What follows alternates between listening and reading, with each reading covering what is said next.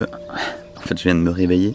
Il est quoi, 7 heures? Et mon ressenti, c'est que j'ai bien dormi. Je suis pas du tout stressé.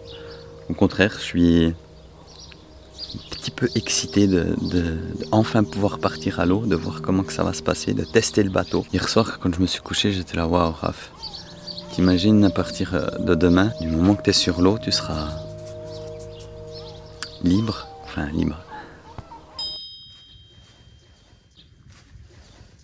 Bon, je viens de finir de gonfler l'annexe. C'est en fait le kayak gonflable Gumotex que qu'on avait quand on avait fait la Mongolie. Et je remarque que il est aussi gros que mon voilier. Alors certes, dans le sac, il est petit, donc quand je le plierai, il prendra pas beaucoup de place. Mais quand il est gonflé, parce que je vais pas me le laisser souvent gonfler, à mon avis, je vais le laisser crocher derrière le bateau. Et là, je vais quand même regarder si j'arrive à le mettre dessus. Bon, l'avantage, c'est que j'arrive à le mettre dessus. Donc. Après, je tiens à préciser, c'est par exemple, si je vais au port, je vais faire des manœuvres, au lieu de l'avoir derrière moi, je le mets sur le bateau si je veux pas le dégonfler.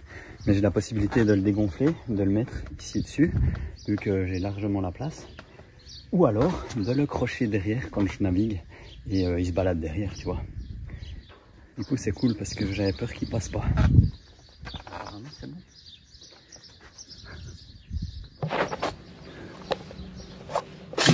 Ça c'est l'anti-fouling, c'est vraiment un truc bien toxique. C'est pour que les algues ne viennent pas sur le bateau. J'ai jamais fait, ça n'a pas l'air très compliqué. Il faut bien le remuer. Il faut l'appliquer d'abord dans le sens haut-bas de la coque, puis ensuite dans le sens où glisse l'eau apparemment. Et puis il faut pas le mettre trop tôt, parce que c'est bien de le mettre genre 1 ou 2 jours avant de mettre le bateau à l'eau. Donc c'est ce que je vais faire aujourd'hui. J'aime pas mettre des trucs toxiques. Bon c'est parti pour se polluer l'atmosphère.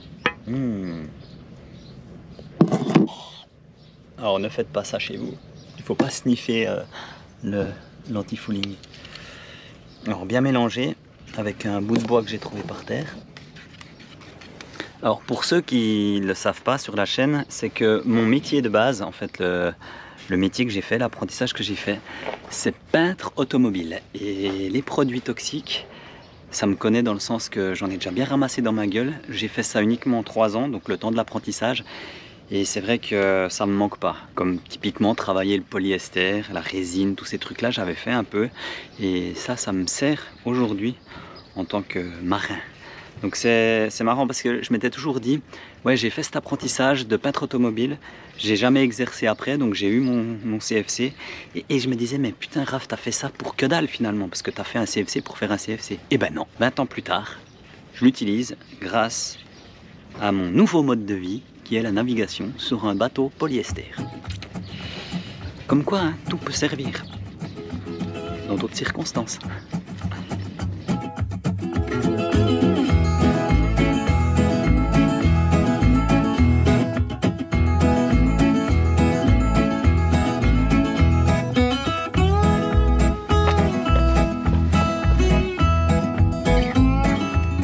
Comme tu peux voir, cette peinture toxique m'a vite saoulé et j'ai décidé de mettre qu'une seule couche. Donc c'est pour cela que je ne fais pas des hauts-bas, mais directement des gauche-droite dans le sens de la glisse. Finalement, je compte vivre à l'année sur mon bateau, donc je prends l'entière responsabilité d'aller plonger et gratter ma coque de temps en temps. Finalement, ça fait partie de l'entretien régulier. Ensuite, j'ai profité d'aller faire quelques courses afin d'être prêt pour la mise à l'eau et d'avoir quelques réserves en nourriture. En dessous, j'ai un endroit spécifique pour laisser les choses à l'abri de la lumière. C'est partiellement isolé, on va dire ça comme ça. Donc là, je mets toutes les choses qui ne périssent pas. Des pâtes, si j'ai des conserves, des olives, des choses comme ça. Ici, tu as le frigo qui s'ouvre depuis le haut. Donc le froid il reste bien en bas, il est vraiment top, il consomme pas trop. Pour l'instant avec mes batteries j'ai vraiment pas de soucis, après il y a du soleil. Mais c'est vrai que quand il fait chaud, bonne eau fraîche ça fait du bien. Et ici je suis allé chercher du filet. En fait c'est le filet que tu mets autour du bateau. Et puis je l'ai utilisé pour faire un petit hamac. Là il y a Doudou. Doudou il est dans le filet à fruits. Bisous la puce. Et Doudou il a un petit hamac aussi ici. Il fait la pause, il se met là. Et en fait, c'est vraiment le top. Et j'avoue, et je pense qu'il y a pas mal de personnes qui vivent sur les bateaux qui doivent beaucoup apprécier leur petit filet à fruits. Moi je trouve ça tellement trop mignon et en fait ça permet aux fruits de mûrir gentiment, donc c'est pour ça que c'est mieux de les prendre assez verts ou pas du tout mûrs. Comme ça ils mûrissent gentiment dans le panier et ils pourrissent pas trop vite. Tu as directement l'accès, ça fait de la couleur et je trouve ça chouette. Et les bananes, j'ai mis là, j'ai croché directement à un crochet. Comme ça elles sont pendues, là je les ai pris vertes et je pense qu'elles vont tenir quasi une semaine. Donc voilà un petit peu l'organisation. Pour l'instant je suis toujours pas allé à l'eau, mais ça fait plusieurs jours que je vis sur le bateau et je m'adapte et je regarde comment ça se passe. Je remercie aussi à toutes les personnes, tous les marins, toutes les personnes qui vivent sur les bateaux. Je peux pas dire tous les noms parce qu'il y en a beaucoup, mais bref, ces temps je suis pas mal sur YouTube, c'est moi qui fais le follower, à regarder énormément de youtubeurs qui vivent sur des bateaux et comment ils font pour vivre sur leur bateau. Ça donne plein d'indices et de deux ça fait un échange et ça c'est bourré d'informations, tu vois. Et c'est là que c'est important de mettre des bonnes informations qui sont vraies, qui sont justes, ce qui n'est pas souvent le cas parce que justement ça aide d'autres personnes. Comme là typiquement moi je remercie toutes les personnes qui vivent sur les bateaux, qui mettent des tutos, qui mettent des explications parce que ça m'aide beaucoup.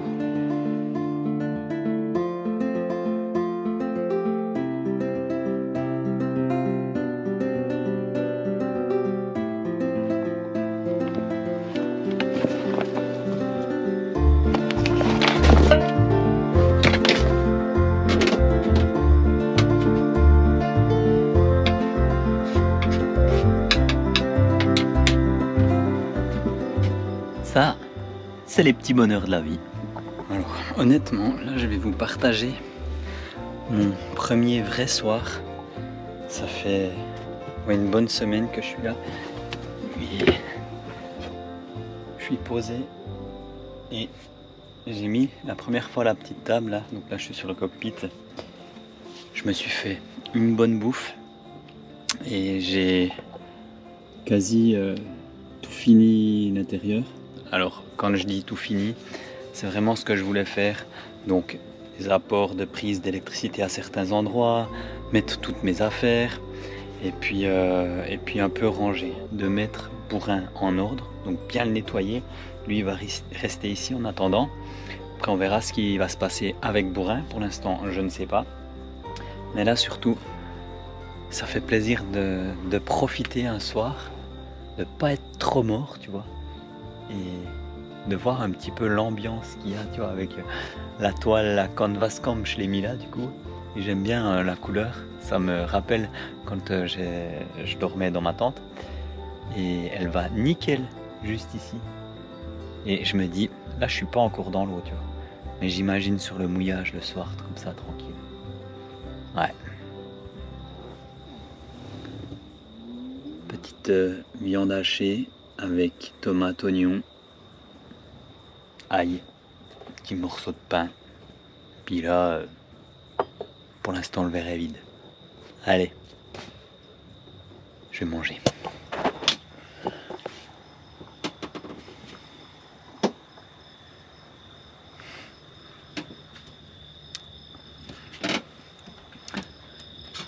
Ouais, c'est bientôt la fin du chantier et l'aventure qui va réellement commencer. Je pense que de refaire un carénage, donc la peinture, de vivre un peu l'ambiance chantier, ça fait partie aussi du jeu et je suis content d'avoir débuté comme ça. C'est humide quand tu cuisines, cochon. Ça y est, on est le jour J. Donc ce matin, je vais mettre petite Jolie à l'eau. Donc là, j'ai un petit peu... En fait, je viens de me réveiller. Il est quoi, 7 heures? Et mon ressenti, c'est que j'ai bien dormi. Je suis pas du tout stressé. Au contraire, je suis un petit peu excité de enfin pouvoir partir à l'eau, de voir comment que ça va se passer, de tester le bateau. Hier soir, quand je me suis couché, j'étais là, waouh, Raph. T'imagines à partir de demain, quand donc le bateau va se mettre à l'eau, en fait, du moment que tu es sur l'eau, tu seras libre, enfin libre.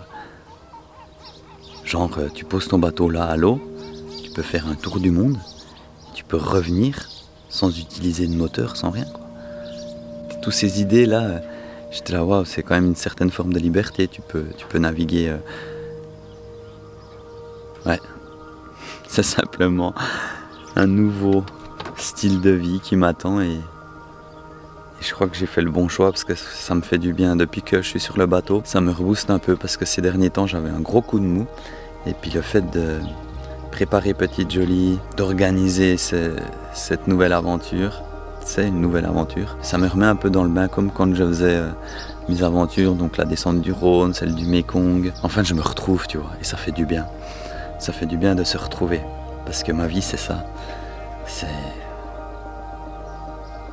Pour certains, c'est de l'aventure, pour moi, c'est ma vie. Je me souviens, j'avais fait des conférences où le titre de mes conférences, c'était « Mon mode de vie est devenu une aventure ». Bah, c'est le cas. Et je suis content de me retrouver.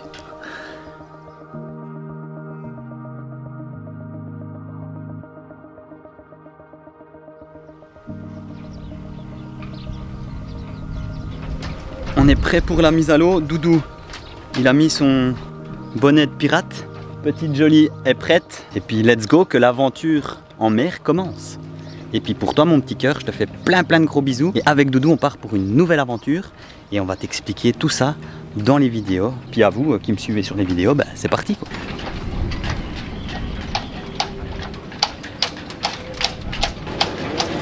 Et là ce que je vais faire quand ils enlèvent les plaques ici, je vais remettre un petit coup d'anti-fouling, comme ça c'est fait, c'est ok.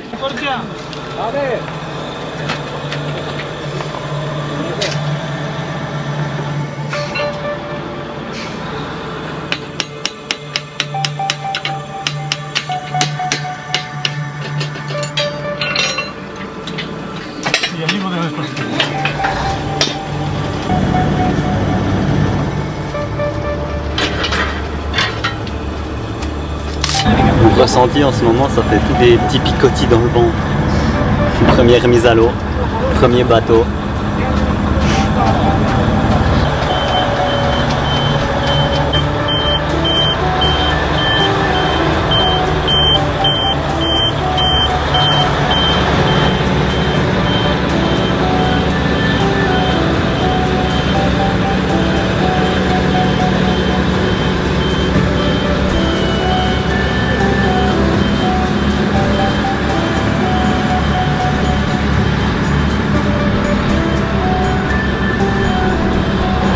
Bien, il y a Xavier qui est revenu, du coup il pourra filmer quand je mets le bateau à l'eau et que moi je saute sur le bateau avec les gars là du chantier. Petite Jolie sur la remorque et je sais pas si ça s'appelle une remorque, mais bref, je suis happy.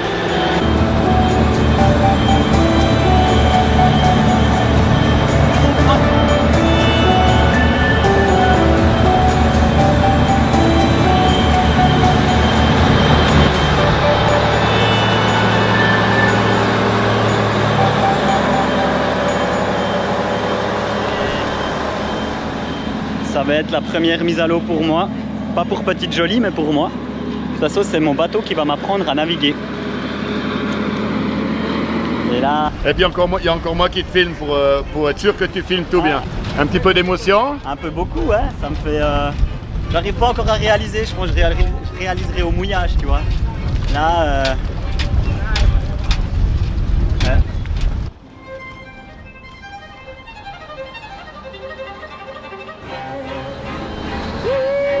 Ça flotte!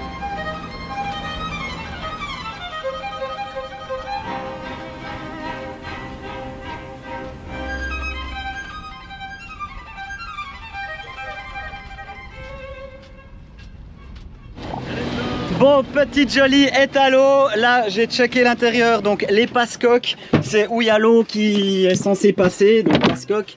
Donc, ici, tout est ok. Ça ne fuit pas. En même temps, j'en ai pas beaucoup. J'ai les toilettes. Ici, c'est tout ok. Là, je vais pas reprendre, mais j'ai déjà regardé avec la lumière. Ici, petit contrôle dans les cales, voir s'il n'y a pas d'eau. C'est ok. Ici. tout est ok. Après, en même temps, je vais pas passer 10 ans ici à tout chercher. Hein. Niveau flottaison, qu'est-ce que ça dit? Il a plus, si je veux dire, entre l'équilibre. Il penche plus ici? Ouais. Ouais, alors il m'a dit que le bateau déjà de lui, il penchait plus ici. Ouais, mais ça va. Peu de poids à l'arrière. Alors, plus de poids à l'arrière. Ouh, la ligne de flottaison, elle n'a pas été faite pile poil, tu vois. J'ai plus de poids à l'arrière. Je le sais, hein. Parce qu'il avait mis la chaîne lui devant pour appuyer. Donc moi je vais rajouter mon sac de canyon et puis. Mais pour l'instant ça va quoi. Bon bah écoute. Ça flotte. Je vais y aller quoi. Bah ouais. Je check un petit coup mon tuyau. Ça sort. Moi je te défais la mare là. 2 secondes avant de tirer. Vas-y, tu peux lancer. Ouais. Ok.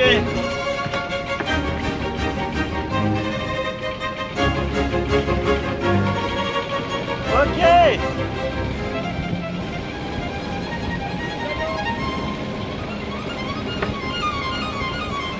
Eh Joe, merci mec.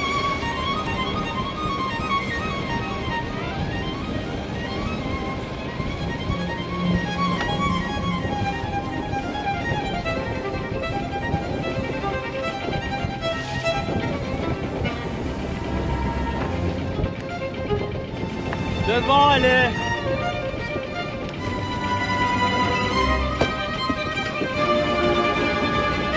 Ah bah c'est bon. Parfait. Wouh.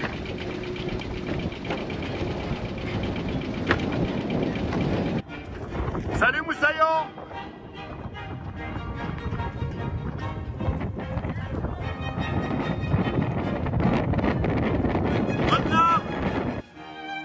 Et voilà comment je me suis retrouvé à l'eau sans même jamais avoir vraiment navigué, sur un voilier que je connais même pas.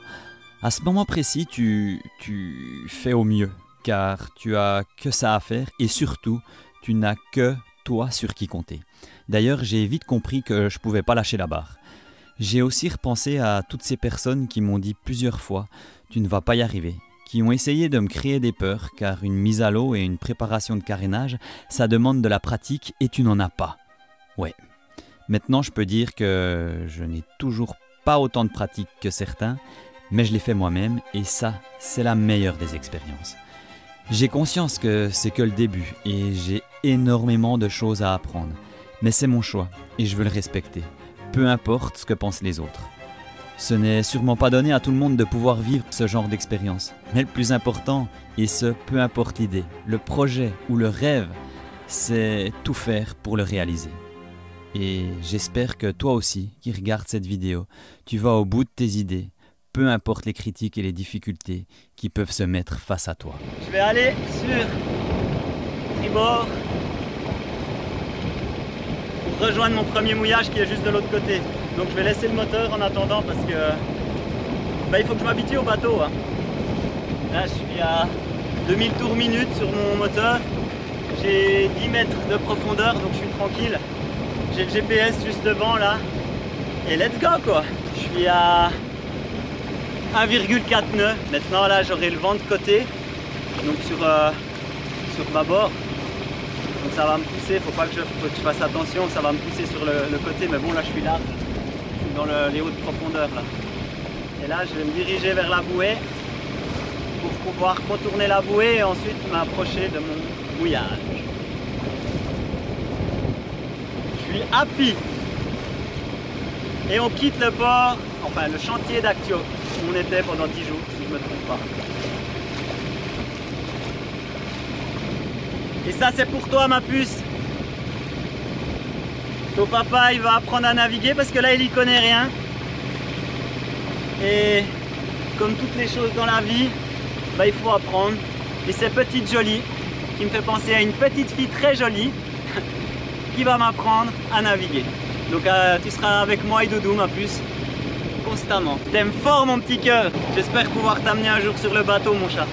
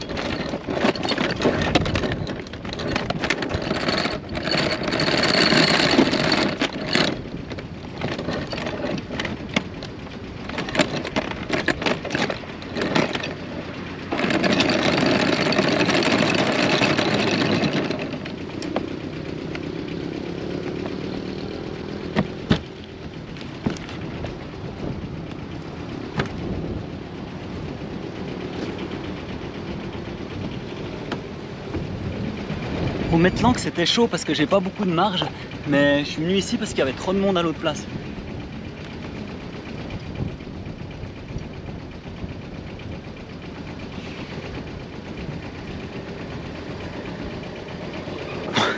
Le moteur est éteint, je suis ancré, j'ai bien attendu, je pense bien une demi-heure pour voir si l'ancre elle dérape pas. Moi ça va, là j'ai 8 nœuds de vent. Avant quand je suis arrivé j'en avais 12 et pour moi qui n'ai jamais mouillé seul, c'était un peu, tu vois, chaud.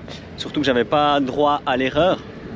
Et puis maintenant c'est bon, mon ancre apparemment elle s'est bien mise. Plongée, de toute façon j'allais me foutre à l'eau, mais vu que c'est un peu vaseux, je pense pas que je vais voir. J'ai mis une alarme d'ancrage et je vais repérer, de toute façon là je vais rester sur le bateau et je vais repérer un petit peu comment ça se passe. Ça c'était pour la journée mise à l'eau de Petite Jolie et je suis trop content et fier de vous montrer tout ça. Désolé, j'ai pas pu montrer tout en vidéo parce que j'étais tout seul, parce que c'est la première fois que je fais ça et ceux qui sont marins vont comprendre, mais quand tu n'as jamais navigué et que tu fais ton premier mouillage, t'es un peu chaud patate quoi. Mais cette fois-ci, je suis à l'eau et je peux enfin me mettre tranquille. Je vais appeler Romain, c'est la première personne que j'appelle parce que c'était son bateau et parce que je pense qu'il va être content. Voilà, ben Romain, cette vidéo elle est pour toi. Petite Jolie est à l'eau, elle est ancrée, tout s'est bien passé.